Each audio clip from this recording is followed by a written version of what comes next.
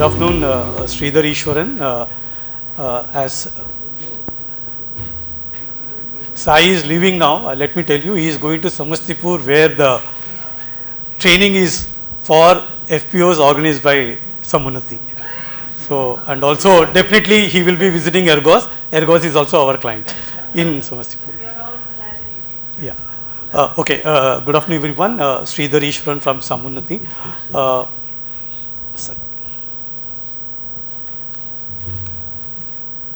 We are a non-banking finance company based out of Chennai.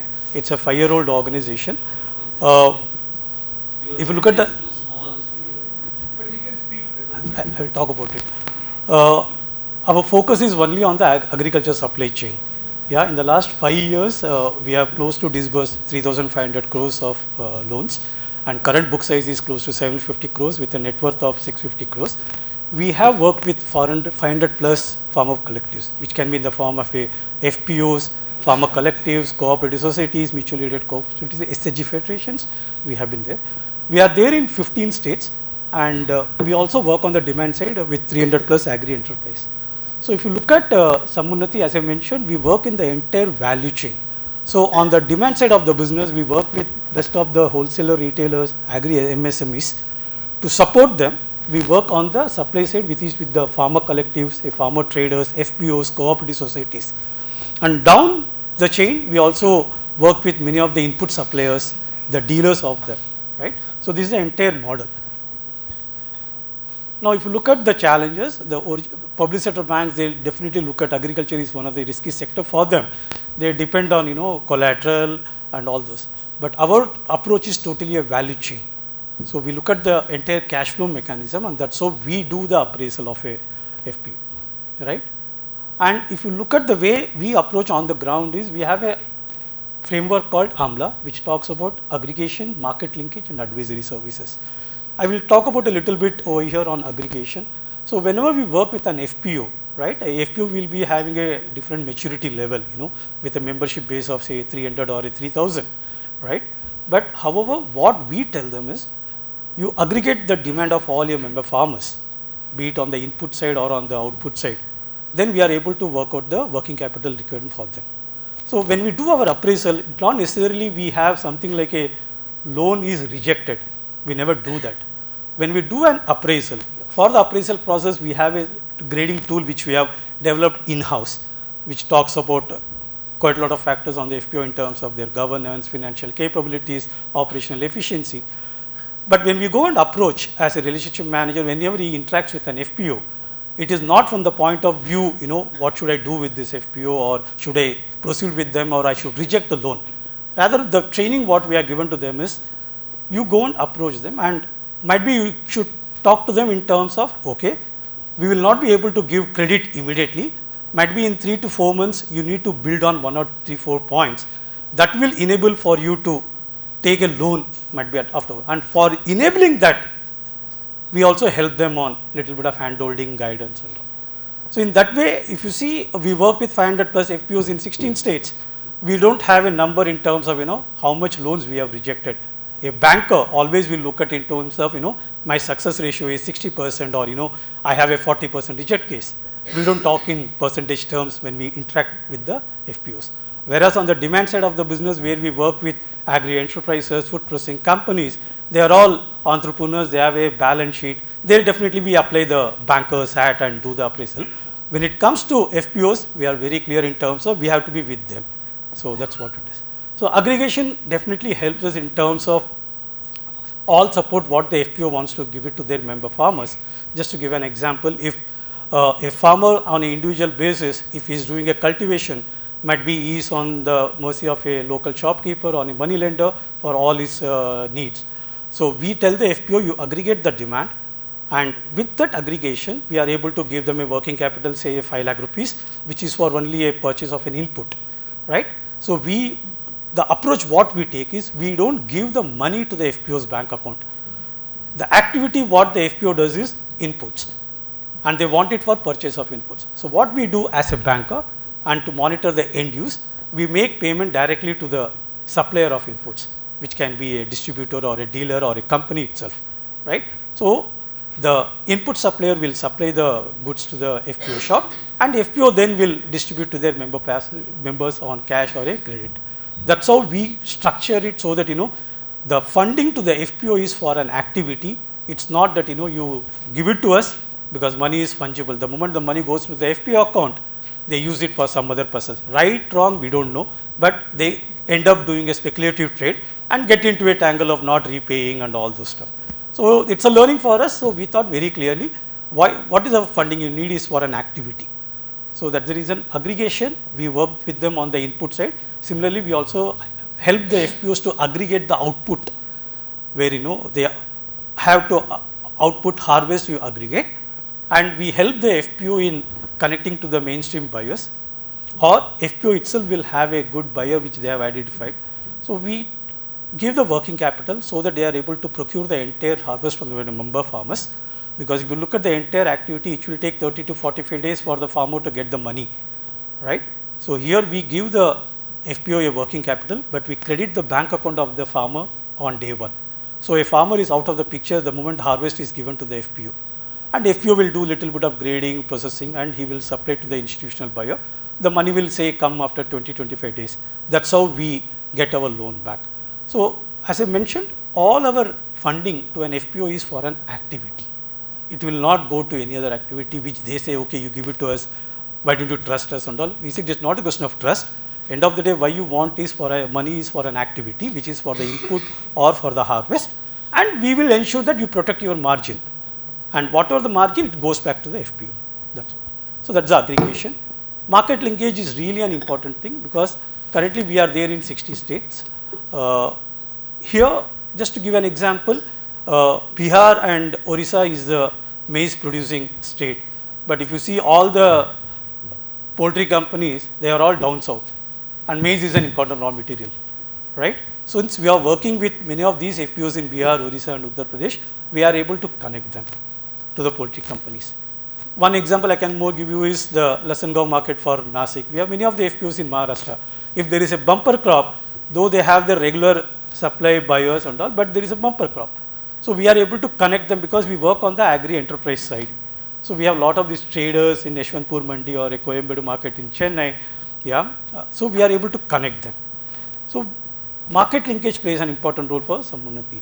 Last, very important is the advisory. As I mentioned, right, it's not only aggregation and market linkage which is a important dimension for Sammunati.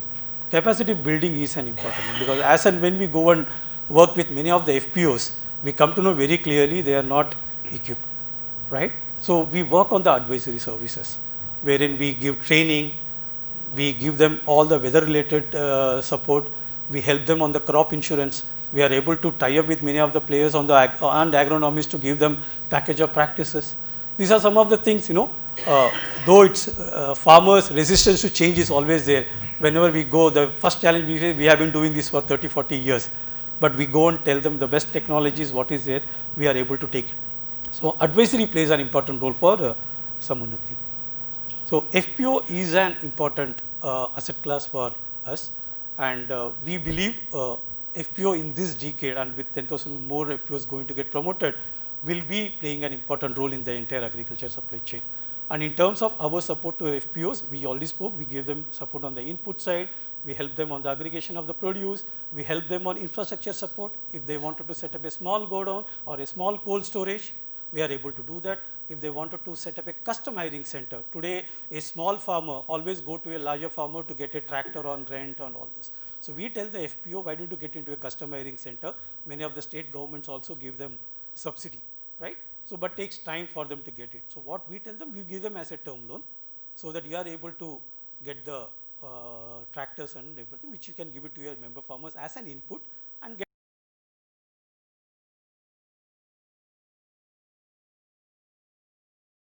maturity. We have our solutions. As I said, might be a mature FPO, I can give a loan of up to 1 crore, right? And for a nascent FPO, though they don't have any data as well, but the governance is really strong, and we are able to start an activity with a 5 lakh loan, we will encourage and do that. Rather than, as I said, straight away saying, no, no, no, we will not give, it doesn't fit into your parameters, it's rejected. Rather, we try to help them in terms of, okay, start with a small amount, slowly you graduate. So that's what we have solutions to all the mature levels of FPOs. Now, as I said, the current challenges for any banker, when you go and do the appraisal, we have challenges on governance, management, marketing, finance. So, if you look at the entire ecosystem over here, none of the bankers will come forward, will lend it to you. Because if any banker, even for Sammunati, if I have to borrow from a public sector bank, they will always look out for a 3 years profitable track record, strong financials and all. Just imagine we are talking to an FPO as an asset class, and as a banker I go and tell them, give me your audited financials. Though the activity what they do is only an input or an output, but still they are not profitable on day one. So it takes time for them to actually, so none of the bankers except for few, in the morning maybe spoke about, State Bank of India has given some 20 FPOs or Union Bank only gave 2. We are happy to talk about, we are already dealing with 500 plus FPOs. And not necessarily all FPOs are started with a credit or a working capital. We would have started an activity which can be a market linkage for them, which can be an advisory route to enter into an engagement with an FPO. So that's what we have in our approach.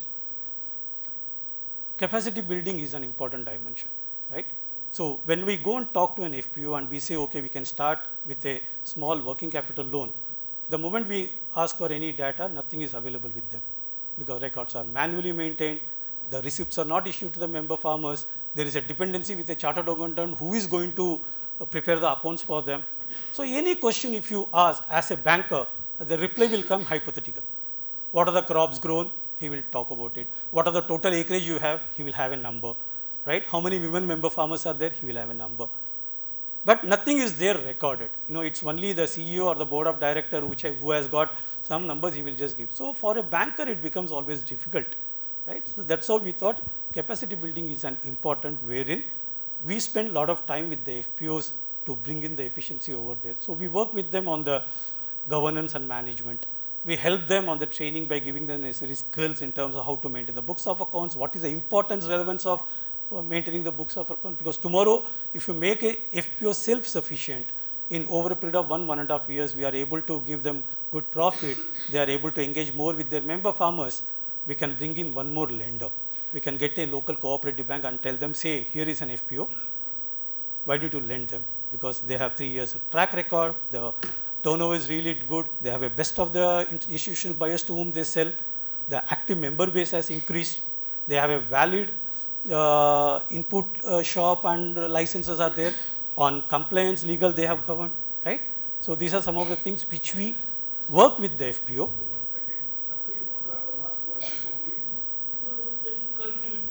He's been our advisor for, yeah. So basically the last 3 is important. We also help them on the business plan because many of the times when we go and look at the existing business plan which was done by the resource institution, the alignment is not there with them. The business plan has been done because NABARD and SFEC has given the grant, but the member farmers or the board of director and the CEO, they are not aligned to that business plan. So we help them on preparing the business plan, and we also very proactively work on how the member farmer active should be increased. Today, if you say the FPO will say we have got 1,000 member base, but if you look at the turnover what they have done, it will translate to 5 to 10% of the. So that means still 80 to 90% of the farmers are still on their own, right? So how do you bring all those member farmers to the FPO? So the impact definitely, strengthen the organization performance, improve the governance and leadership, business opportunities, market linkages, customizing center, technology. Basically, one thing which we have realized is Sammunati being a lender, we cannot do everything on our own. So what we do is we collaborate with as many as people. We collaborate with best of the technology partners to bring those technologies to the FPO members. We collaborate with resource institutions. As I said, last week we had a training done by Skill Green in Karnataka. We have Maharashtra, which was done by Yuva Mitra. So we wanted to partner with many resource institutions, and they in turn can go and impart the training. We are tied up with AP MAS. In the month of April, we are going to do 2 train the trainer programs in Hyderabad. So that's how we collaborate with many of the ecosystem players. Whoever wants to work with us, we are more than welcome. Because we think very clearly when it comes to finance, we are there. But when it comes to all the technical aspects or training or your building the institution, we need to collaborate with many ecosystem players, and more than welcome to be in our fold. Yeah, this is our thing. Whenever we look at the FPO, we first do the need assessment and the diagnosis study. We partner with them on the development activity. We identify the gaps, right? As I said, we don't reject or whatever. We identify the gaps where they have to strengthen, what they have to improve, and all. Might be I just go and talk to an FPO and say, okay, let me just start with you and with an activity where let me connect you to the mainstream buyer, so that they get that confidence and they get that money on time. Then we will be able to rope in more farmers to come forward. Then might be I can give him a working capital of 5 to 10 lakhs to start an activity. So my approach to an FPO is basis the identifying gaps, what is currently there, and put a solution over there, right? Then we put a roadmap. Objective is in the next 1.5 years, through Sammunati's intervention, we wanted to make FPOs self-sustained, so that we are able to make as an important asset class. FPO is an important asset class, and they are being funded by other bankers, and they get recognition. So that's what it is, and the profit also increased. And all the member farmers who are the shareholders, they also actively participate into the operations, and they are able to avail all the services from the FPO, so that their income also goes up. So that's what it is. Yeah. Please. So, just as so we no, we will take questions. So, as in the beginning we mentioned that we should study the failure. So, what is your par ratio and default rate? If it is there, then what's the reason? Second question is, what is your assessment of mature, nascent and expanding FPO? It is based on age or it is based on their business growth? Okay. Like we have seen. Okay. No, but still I will answer that question now quickly. Okay. When it comes to the maturity level, what we just spoke of, the second question, here we are very clear in terms of my involvement is not on the money what I give. I have FPOs which is only 1 year of operations doing exceedingly well, and there is an FPO with 4 years of operations where it is not there. It all depends upon the CEO and the board of directors, how they are aligned to the business. So my 1 year FPO, I have given them a 20 lakh loan vis-a-vis a 5 year FPO where I have given only 5 lakh. But my intervention will be not on working capital, it can be on capacity building, it can be on market linkage. That is the view we take. Default, basically, since we don't work only with the FPO, NBFC as a book, we work on the entire value chain. So currently we are at sub 2. When it comes to FPC, it's less than 2. I can answer that. Yeah. Yeah, I just wanted to say it's amazing to see the kind of work that you have done as a single institution, trying to straddle the entire spectrum of all the kinds of possible support services that an FPO needs. It's really commendable how you managed to do it. And does that ultimately affect the whole viability of your institution? I was just wondering, because you need all kinds of people in your organization to run it, and you need all kinds of funding sources. So yeah. How does it work? I will quickly answer this. Valid question. On the human resources, I will touch upon. Being an NBFC. Just 1 second, because I'm wondering whether other questions are related to this. Mine is related. Yeah. Mine is related on a lighter and a serious note. I'm volunteering Dr. Astad and Shambhu. I would strongly advise you to come out with 10-page, one single page, one example case study of 10 years of financing FPOs. Disguise the names of the organization, disguise the loan size, disguise the value, the commodity, but just say that this is how we finance XYZ, we finance ABC, we did this analysis and this has led to that. I think that will be an excellent policy brief, and that will be useful to the sleeping bankers of the SBI and all that. We are happy to do right shop. Asad can volunteer because he wants to go to Chennai. Shambhu's hometown is Chennai, and I also not visited Chennai. Okay. So, but that's on a lighter note. Sure. I will.